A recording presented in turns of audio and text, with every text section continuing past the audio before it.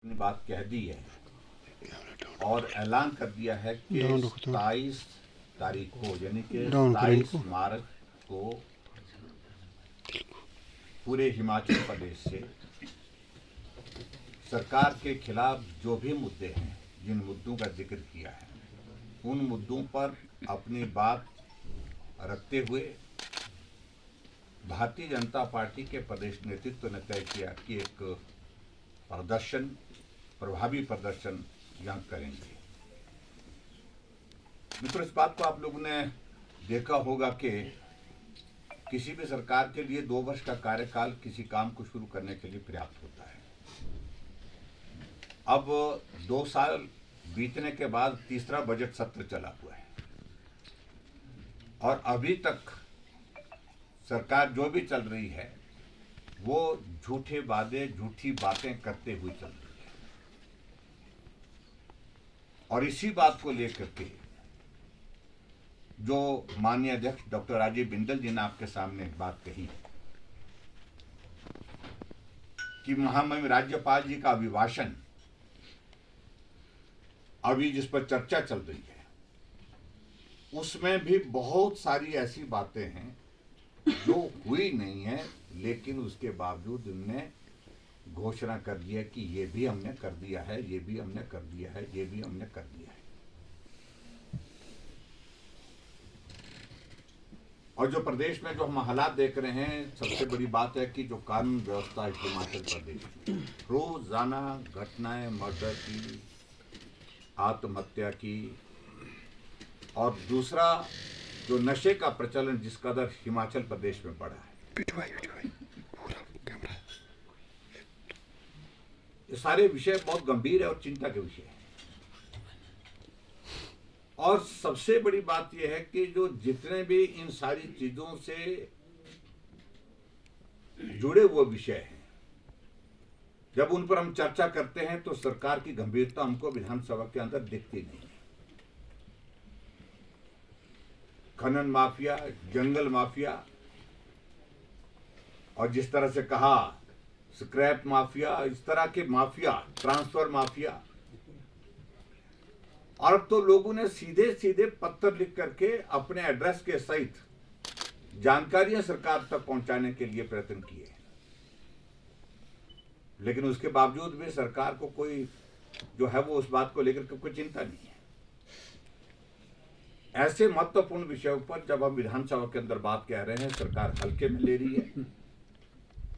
ऐसे महत्वपूर्ण विषयों पर जो जनहित से जुड़े हुए मुद्दे हैं, उस मुद्दों को लेकर के अब जब जनता के बीच में हम बात करने की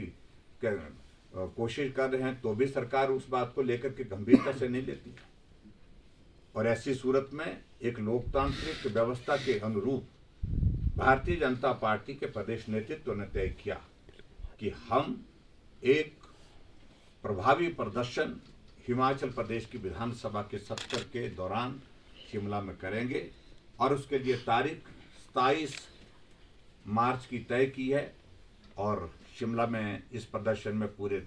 प्रदेश भर से हजारों की संख्या में लोग आएंगे, और उसमें प्रमुख रूप से जो मुद्दे हमारे यही रहेंगे, भ्रष्टाचार प्रमुख रूप से, और उसके साथ जो जहाँ पर नशा का प्रचलन जिस प्रकार से हिमाचल प्रदेश में चल रहा है, हम इस बात को देख रहे थे कि 2 महीने में 10 से ज़्यादा ओवरडोज के केसेस के कारण जो है वो डेथ हुई नौजवानों की। और इसके अलावा और जो मसले हैं, जो खनन माफिया है, चाहे वो ट्रांसफर माफिया है, इन सारे मुद्दों को लेकर के बात करेंगे। पूरे हिमाचल प्रदेश में जो अर्थव्यवस्था को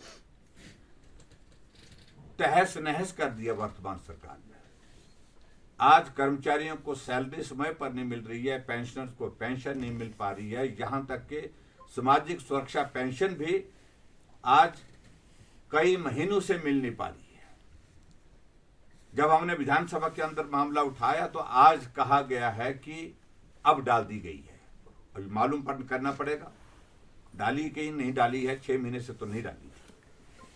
और उसी तरह से हालात यहां तक पहुंचे जब विधानसभा में हमको आज ये मामला उठाना पड़ा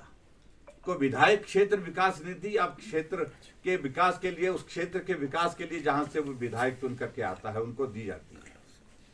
और यहां से आपने किस्त के रूप में जारी कर दिया है कि इतना किस्त हमने जारी कर दी। हम अपने अपने विधानसभा क्षेत्र में विकास कार्यों की स्वीकृतियां प्रदान करने के बाद चिट्ठी लिख रहे हैं डिप्टी कमिश्नर को।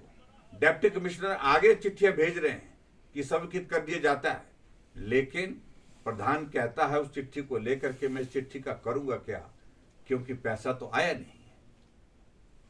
जब मालूम किया तो मालूम किया कि ट्रेजरी में डायरेक्शन दे रखी है कि 10,000 रुपए से ज्यादा कोई भी रिलीज नहीं करनी है। और आज फिर उस बात को लेकर जब हमने ये मामला उठाया, कहा है कि अब हम इसको विधायक निधि को नहीं रोकेंगे। ये तो हालात बन गए हिमाचल प्रदेश में, और इसलिए सारी चीजों को लेकर के हम हिमाचल प्रदेश में